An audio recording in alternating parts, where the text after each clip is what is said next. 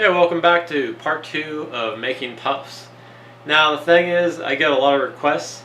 I've had guys ask just how to make puffs in general, which I just finished that video up. Now part 2, they wanted just something different than using standard flavors.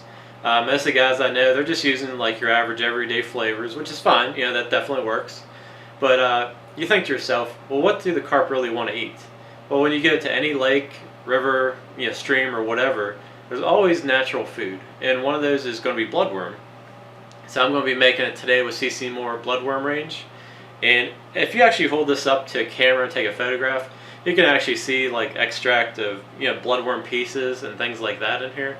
So right away this is going to appear natural to the carp, and they're going to love it. So this is a no-brainer for me. I use this a lot in my other mixes. So I'm going to make it today with the puffs. So another light coating. You never want to really soak your puff because it's going to make it soggy and it's going to fall off. But all we're doing is just slightly coating the puff, put it in the microwave.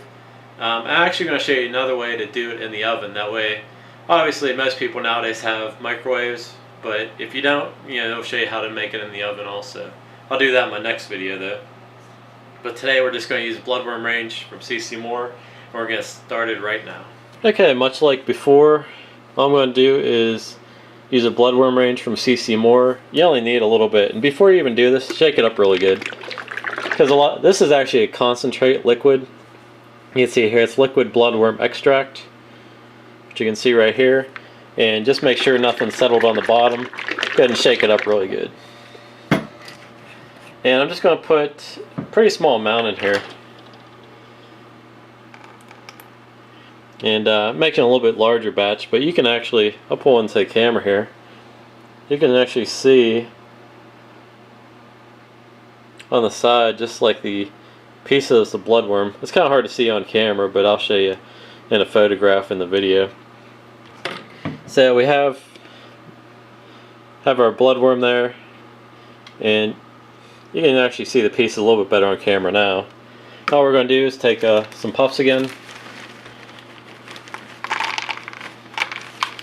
and put our lid on, and like I said, shake this up.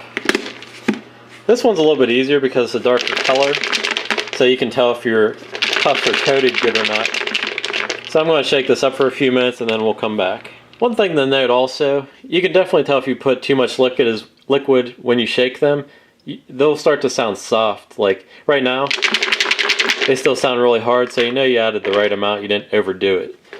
So I'm going to finish that up and pop the lid off here, and you can see how all the puffs are a different color now. They're the bloodworm color, and you see pieces of bloodworm actually stuck to the side of there, and I can definitely tell you the carp are going to love these. So let's go ahead and put it on the plate here.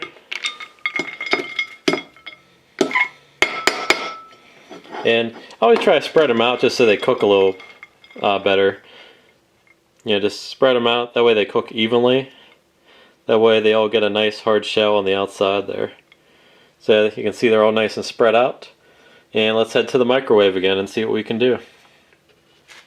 Okay, pardon my mess here. I'm bait making mode right today, so I'm making all kinds of goodies everywhere. So you can see we got our puffs ready to go in. And usually I put on, it's 10 seconds, but I usually just put it for 11 and stop it at the 1 second mark. And let's go ahead and start it. And like I said, all we're doing is just creating a outer coating on this. That way it lasts a lot longer in the water. And we're done. 10 seconds later, you're good. Boy, you can definitely smell that. So, like I said, we'll let this rest for 5 minutes, and then we'll evaluate them, see if they feel good enough. Worst case scenario, they'll be just a slight too soft, and then you just put them in the microwave for another few seconds, and then you're good to go. But they look pretty good just coming out right now. And you can definitely smell that. It's definitely pretty strong. Alright, these turned out really nice. I let them rest for about 5 minutes. They appeared just slightly a little soft, so I put them back in the microwave for about 7 seconds. And then we're pretty good right now. You can see they turned out awesome. And definitely a nice little wedge here. like I said, everybody uses flavors. There's a lot of other things out there that you can use, like these concentrates. This one here is the bloodworm extract, but they make probably about 20 or 30 other flavorings and extracts and other things that you can get into. The sky's the limits for what you want to make with these, and you can get that as a big carp tackle. But if you have any questions, please let me know.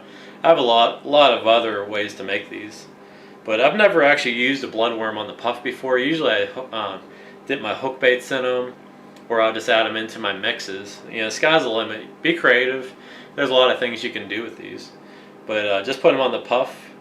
And to put them in the microwave, it really intensified the smell and the flavor. Like, you can really smell that coming off the puff right now, and you can still see the little strands of bloodworm on the puff. So I know the fish are going to love these. So I'm looking forward, once the ice is off, give these a try. Haven't really messed around with puffs too much, to be honest with you. I know a lot of my friends have talked about them, never used them, but I think I might give them a go this year, just to see how they do. Curious to see the buoyancy of these also, compared to, I'm assuming cork's going to be a lot more buoyant, but these here, being light, they should have some good buoyancy to them also, even with the hook. So I'll give that a shot. And like I said, I'm just trying to do some different variety. I know one guy asked, like, maybe what would give him an edge at the lakes. So if I put that out there, just give you some ideas. Obviously, you can use bloodworm if you want, but they make a lot of other ones as well. That way, you don't have to tell the guy next to you what you're using, of course, but there's a lot of variety out there. So hope you enjoyed the second part of the puff video. I'll probably start a small series on this because there was a lot of interest in puffs in general. So I'll start doing some various recipes just to give you some ideas. So until next time, thanks for watching, and hit subscribe if you haven't done so already. Thanks.